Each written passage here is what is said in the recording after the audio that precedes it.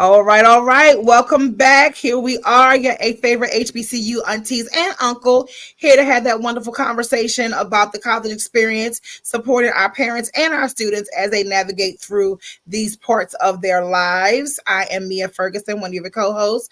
I have your auntie Tyann Anderson and our main man, Andy Brown, speaks, here to discuss with you our topic for today. Many times we find uh, snippets on social media because it's our friend for everybody, and we share it amongst our group, and we always find different perspectives of conversations. And this one in particular stood out because we do have our wonderful black man Andy Brown here that always keeps us in line with the thoughts and the processes from the male perspective. So we're going to go into playing this clip first, and then we'll come back and get into it. Everybody good? Let's do it. All right, let's do it. Hey.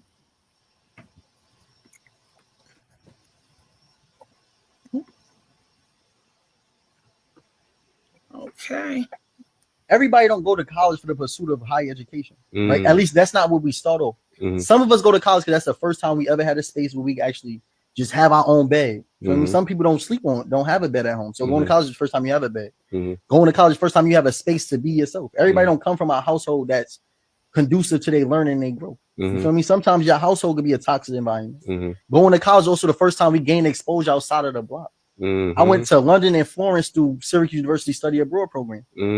Nobody that I could name right now been out the country to learn and be a student of where we at. You get me? So like college is not just for the pursuit of higher education. It don't even start off that way. I declared my major during my sophomore year, the end of my sophomore year, but I didn't know what I really want to do until senior year. Now I know what I want to do. So I'm not going to portray that narrative that like college is just for the pursuit of higher education. It's much more that you learn in college from just academics. You learn about the importance of time, deadlines, setting, you know what I mean, scheduling. Because a lot of people do need somebody to place the schedule upon them, or you're going to place it upon yourself. But you learn a lot of things being in a collegiate space. And then just the exposure. And I say like it's two forms of incarceration. The first one is to be in prison, of course, but the second one is to be a victim of limited exposure. And coming from where I'm from, we be in victims of limited exposure to where we come to normalize a lot of things that's not normal. I went to London. They law enforcement don't have guns. They have a special unit that come with guns as needed, but they don't just approach you with guns. So now the way in which they interact with citizens is different. Everybody don't go to college for the pursuit of. Okay.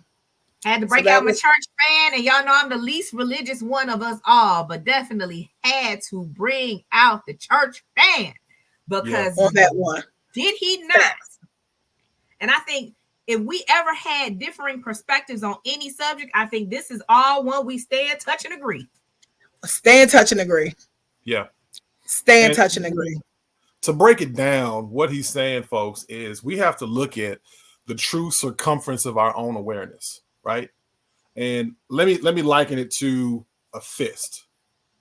So everything you know inside your mind, you've learned over time, and it's all right here. This is everything that you've learned up until a certain point.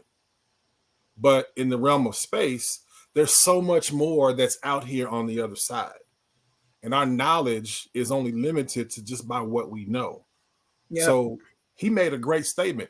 It's just about where we are in this particular atmosphere. Going to college, it gives you more. You get to learn different cultures. You get to learn different people, different lifestyles, discipline from different factors. And you know, not to mention the fact that he's saying sleep in his own bed with other people outside of that, but you get a different level of watching other people's household and how they grew up in a really small window that's different from your own experience.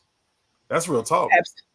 Absolutely. I mean, he hit me with the first statement. And I think kind of like with you, it's like, I don't, when I was in school, I didn't look at it that way. When I got into my adult years and started just dealing with humans in different facets of life, I get it. An expensive bill to learn some things outside of the classroom, but still things that you need to learn, right? Experiences you need to have. It hits a heart space when you talk about having your own bed. Because when I grew up, we all had our own bedrooms, we had our own beds, we had our own bathrooms, everything. So I just love that. Number one, what I took from it was how magical is this guy who's so humble in saying this. Was he humble when he went through it? I don't know. But the fact that he passes on that message, it speaks to the reason why we're here having this conversation, having this platform that we created right now to give different perspectives. That's what I took from it.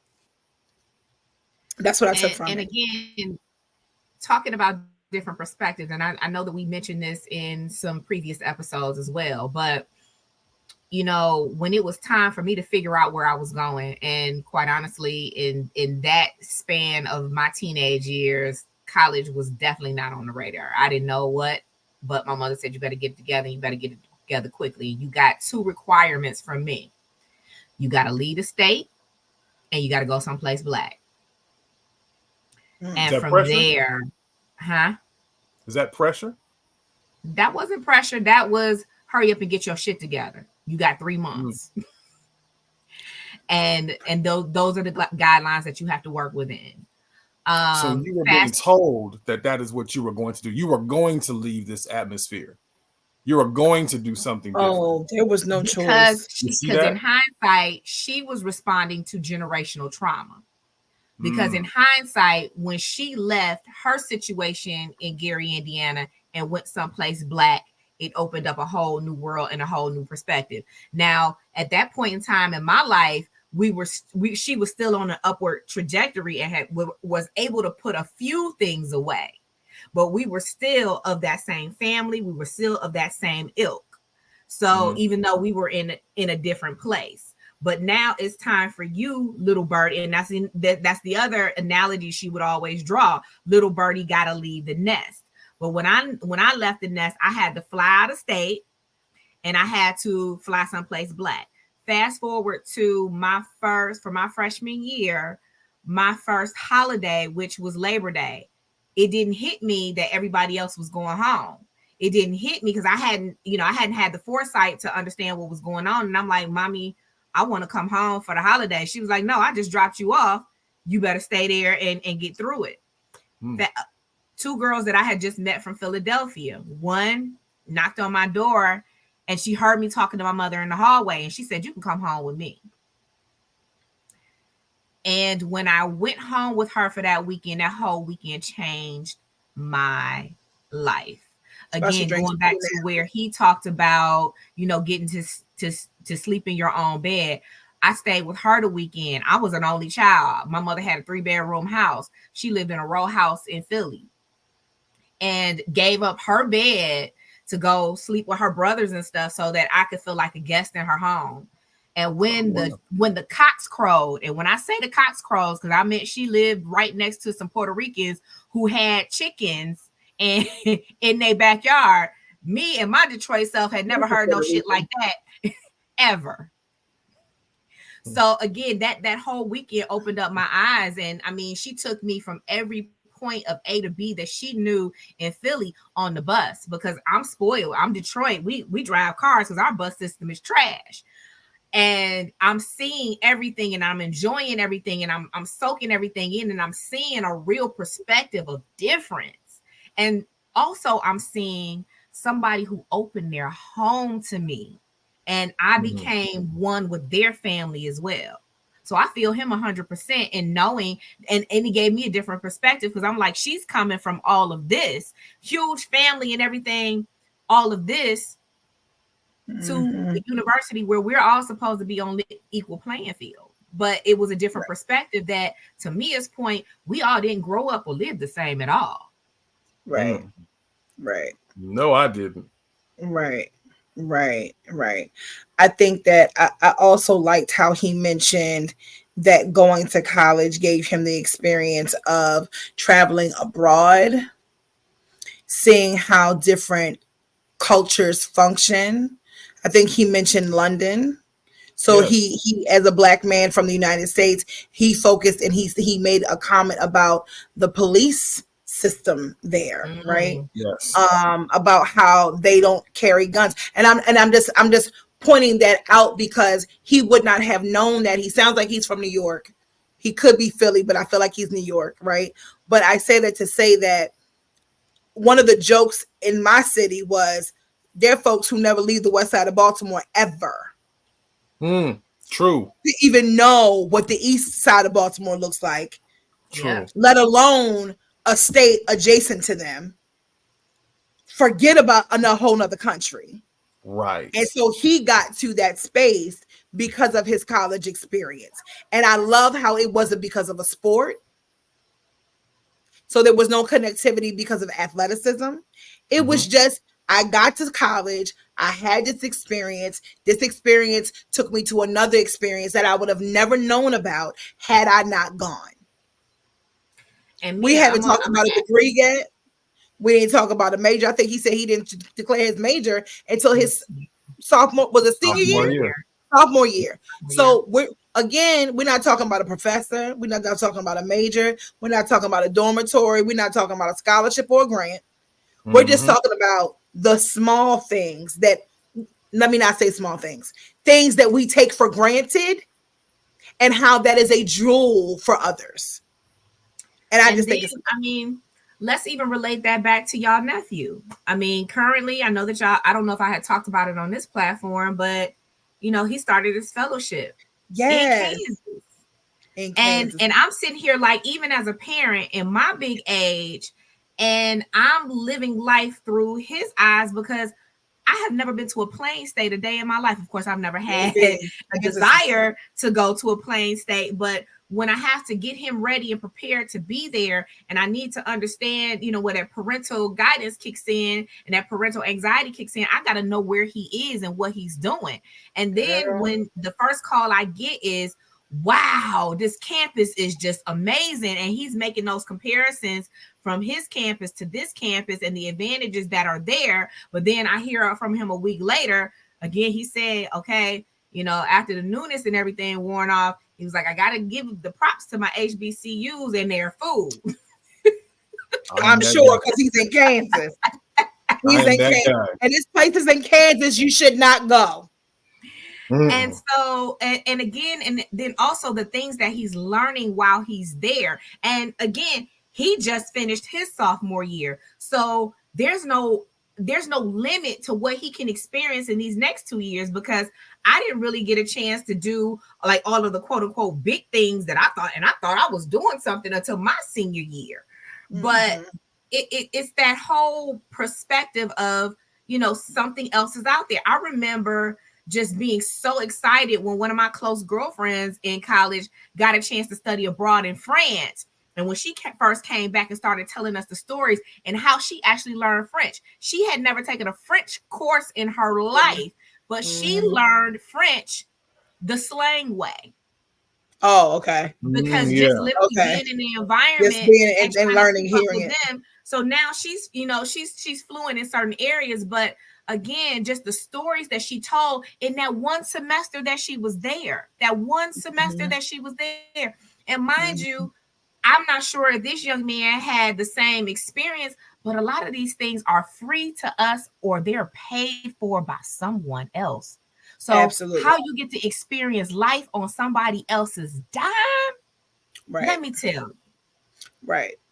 You got to be careful with that too, because the way we are brought up in different cultures gets frowned upon by others because it's just the sheer ignorance of not knowing. Prime example, ladies. Let me go there with you. If somebody addresses you with a nice helping of grits, are you reaching for the salt and pepper, or are you reaching for the sugar? Or are you saying I don't eat grits and you getting them? This is why I love Andy. This is why you got to pay attention to cultural things like that, because if you've never left the circumference of your own awareness and you just think this is the way everybody does it, you in for a rude awakening. People got to see that, because they really don't know that. And it's not to say that it's a bad thing or right or wrong thing. It's just the word root culture is just the way people do things. It's not a bad thing. It's just the way that people do things in a certain area at a certain time in a certain way. So if I'm putting sugar on my grits and you got salt and pepper on yours, let me frown for just a quick moment, but I'm still going to enjoy my plate. Does that make sense? Absolutely. Not only that, I take that one further, Andy. I didn't have an appreciation for sweet potatoes until I moved to Baltimore. Shame. And they were called candy sweets. No. Where in Baltimore did you call them candy sweets? No. That's what everybody in our office at Morgan called them, candied sweets. No. That's because they were from Baltimore. Never got out of anywhere. Oh God. No. Don't say no, because that was my experience. Candied sweets. Candied sweets. Okay. They brought me some candied sweets. Okay. Was it like I'm a gonna go with bag of that. candy? Huh? Like the real sweet potatoes that you slice, peel, chop up, put a Yeah, little they were nutmeg, called cinnamon, candy butter. sweets. Oh no. Oh We're yeah, gonna talk oh about that yeah. offline. Now We're gonna I talk will about say, that. I believe their roots were from North Carolina. Like that family's roots were from North Carolina. It could Okay. be, but I didn't enjoy sweet potatoes until they were served to me as candy sweets. So It's did you candy. take that back home and I continue to surely call them that? did. I surely did, and I made and again I call them sweet potatoes, but I got some of them candy sweets ingredients in my sweet potatoes, and that's the other Translation. thing. She loved it. She liked it. She She kept it did. going. And I kept it. built upon it because these are the things, and we talked about this, I think, in our food episode. Everybody does not do everything the same way. So, and it doesn't necessarily mean that it is not delicious. I mean, the first time that I spent time with a Caribbean family and they gave me some jerk pork that was so hot, I was crying. I was crying the whole time eating it, but it was so good I couldn't stop eating it. Right. Right. Or when I say spoon bread and people look at me like, what? Yeah, I Spoon, don't know. they don't even know what spoon bread is. Uh, They don't even know. They don't even know what spoon bread is. But my mom was from Birmingham, Alabama, and she made spoon bread with fish and green or spinach. Yeah, so yeah, I mean, I get it, but I think I know what I thought about when I heard him speak was my sister went to Eastern Shore, which I'll try to figure out why she went, but she went. She went because they had a great program for fashion. So in her experience at Eastern Shore, she was able to take I think it was 2 semesters at FIT. They spent 1 semester in Italy, right? All from her college experience. Yeah. She and that girl connected ain't with stopped people, traveling since. ain't stopped traveling since. So it just gives you the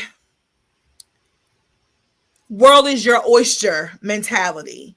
If you understand that the world really is your oyster and that the world consists of multiple states, multiple countries, multiple bodies of water, and people that speak multiple languages. And we say in my family, God didn't create all this land for you to not go and experience it. Truth. He didn't. So I love where the gentleman came from. I love the fact that we are able to say these things and have that type of conversation. I hope that with his comment, with our commentary, that people really do understand, because guess what? That same exposure can happen outside of going to college. It can. And you have a small block, because if we heard it, his delivery came from a place of pain. Yeah. Yes.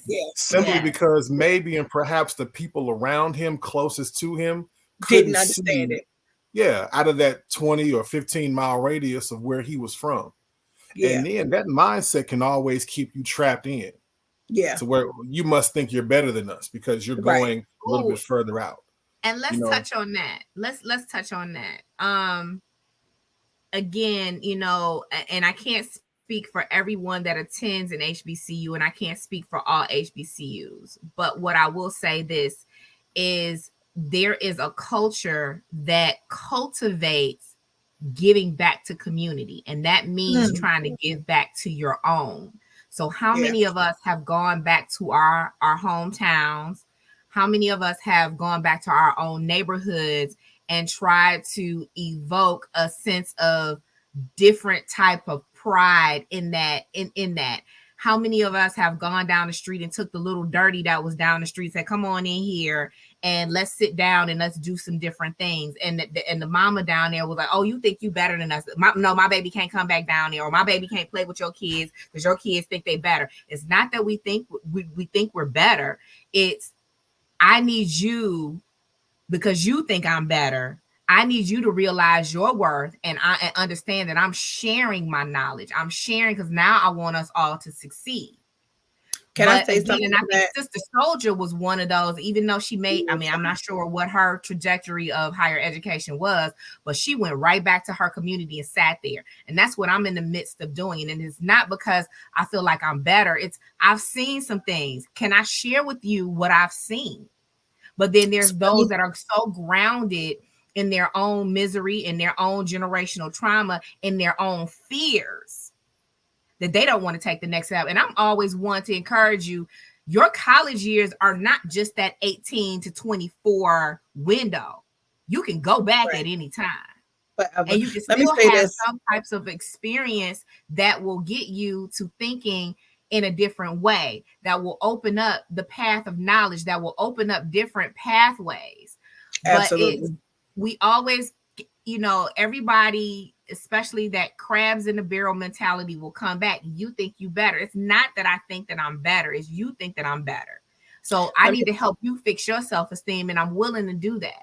I'm willing to help you along the way. Yes. Let me say something. So I said it before to you guys. I had a long 2-3 weeks, but at the girls' camp, I'm sitting there, all the girls come in, and I notice, they just, what city are you from? And the girls like, they DC and Baltimore and this and the third, and I see the Baltimore crew. And the Baltimore crew has on this jacket that says Couture Dolls. One of my close friends, her daughter, who is at Clark Atlanta University, was a Couture Doll. Now, about 4 or 5 weeks ago, towards the end of the school year, Clark had their end of the school fashion show. She's in the fashion thing. She's on the fashion team. And she told me how proud she was because her daughter went home to Baltimore and worked to have the entire fashion team from Couture Dolls come down to Clark and participate in that fashion show. They remembered that. Do you know her instructor from Couture Dolls said, you are the first person that has ever come back to this group to bring them into something different. It made my heart smile. So I go up to the girls and I said, do you guys know this person? And they were like, oh my God, I just saw her last week. You know her? And I was like, that's one of my babies. I know her before she was born. So we took a picture, a little selfie and everything. I sent it to her and she's like, now mind you, she's in Atlanta, so I'm here. And I got suitcases over here in the corner. I got the storage there in summer break. So I got the storage corner of her things right here in my living room. And I'm like, it just made my heart smile because to hear that she's the first person, and this is a very popular fashion troupe in Baltimore, but she's the first person that ever said, brought all these girls down to Atlanta. So they experienced Atlanta. They experienced the college campus. They got to perform with college students in a fashion show. And these girls practice like 5 days a week. No lie. They practice 5 days a week. They're a very popular team. It just made my heart smile, Tyon, to your point. We got to reach back. Now, yes. I'm not the best. I won't say this, and I always pride Tyon on this because she is active in the Alumni Association, does all the things. My father is too. I get there. I say God has given me grace and time. But I do give back. I mean, people who know me know I work in the philanthropic space. So I do give back. But when you go back and you reach back and you bring forward to give more exposure, that's what we're here to do. Each one, teach one. Each one, reach one, teach one. Yep, absolutely. Yeah. And to that, and I'm sure that gentleman, it's very rare that I follow people, but people like him I do, because I'm sure that he's someone who is not only pouring into boys, I'm sure he's pouring into boys, but he probably has something that he's doing to give them that same exposure that he saw change his life.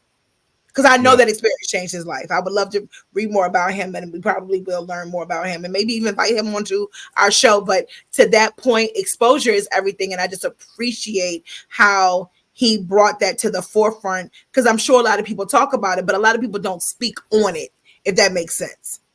And that was the design of the HBCU. Yeah. But at the same time, I want to speak on, I mean, you could definitely hear the passion and to Andy's point, the pain in his story. But let's touch on this a little bit, something that happens in our community a lot. And a lot of people don't know how close to the streets I actually am.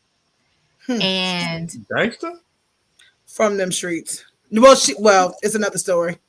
Another story. But for a young Black male and the temptations of what goes on in the streets, and the temptations that are still there when they give back, to be able to rise above a little bit of that, or actually even take some of that and apply it to what you're learning and doing in school. You know what I'm saying? Like that whole hustle. But to know that you have a greater chance of surviving. I always, and one thing that I always tell those, because I am close to the street, is like, you know what, you can't come up out of this. Yep. They sometimes need to know, and it takes one or two. It just takes one or two to actually go forth, be great, understand what that is, and then to say, hey, you know what, I'm going to still be with my homies. I'm going to still be with my day ones, but I need y'all to understand too that it's a better way. Yep. Is it better? Now let's give me this, lady. So we all know early in the years, in the early 1900s, actually in the 1900s and even mid 1950s and 60s, the design was get your education and come back to your community to help us grow where we are now. But it seems lately that mindset has been frowned upon because a lot of us get our education and move on. And bounce. And don't come back. Don't come back. And that's why our neighborhoods look the way they do. That's why our schools function the way they function. Yep, you're absolutely right. Would you like to see us? Would you like to see more of us come back? That's my general question. I came back and then I left again, and now again what I'm going through currently is going back, and at least still maintaining that sense of presence, because I'm gonna say this, Andy, I don't know. I mean, I don't know what it's feeling like in your area, but the places that we left in shambles, the other people coming back. Oh yeah, gentrification is big in Kansas City, Dallas, Texas, and I'm pretty sure it's. So again, before I let you come in and take what was mine, I gotta come back and I gotta pull up my neighbors and say, we gotta protect this space. I'm not gonna comment on that because that's gonna go into another conversation. but to your question, I just left in my 40s. Because my mama didn't push. Well, that's another conversation too. Tyon talked about it, but we're not going to go back to it. I didn't leave. But some of us don't leave, and we still don't do things that we could do to improve those areas. So we might leave the east side and move to northeast because it's better. Or we may leave the west side and move north because it's better. In the same city, in the same town. And act like we never ever existed in that space. So that kind of goes back to we lived on the west side. We never been to the east side. It goes there. So I think that, and this is a cultural thing, I think that we definitely are in the space of better means that we get better means, and we don't think about what's left behind. And that is something that we could take that all the way back to the slavery. We escaped to freedom, and we don't want to return to what we came from. Some people leave and they go to school and they never go back. Some people leave, they go to school and they come back. So it's different. I do think that we would be better off if we actually came back and invested into our own neighborhoods, but we don't. That's again another conversation. I don't want to go because we could talk about that in another episode. But for this guy, for your point, and even to your point, Tyon, it's exposure.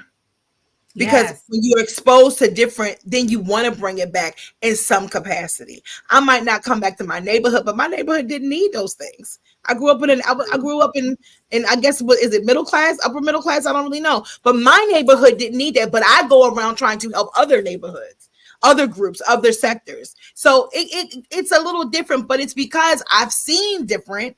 So I want you to see different. I want you to be exposed to those things. So I totally feel where he's coming from. 100%. And everybody's different is different. Ooh, that's the quote for it. Everyone's I different is bet you won't different. put that on a shirt. Hey, that is a good shirt. Maybe that should be a piece of merch for us. Everyone's different. Everyone's different is different. I bet you won't put Quote that that on one. a shirt. Well, I think I this is bet a you good I place. will. Listen, where's my Everyone, sticky note? yeah, write it down, put it on the wall, let it be written, let it be done. I think this is a good place to end this one. I think that shout out to that gentleman. We might need to seek him out and have a conversation and kind of go a little deeper because Andy, you are right. I definitely heard the pain in it, but I love the fact that this young black man is okay with speaking in his pain about what he went through, what he learned, and what took him to other places. Are Very we much tuning so. out? Yeah, your favorite HBCU aunties and uncles tuning out, guys. Have a great one. Outro.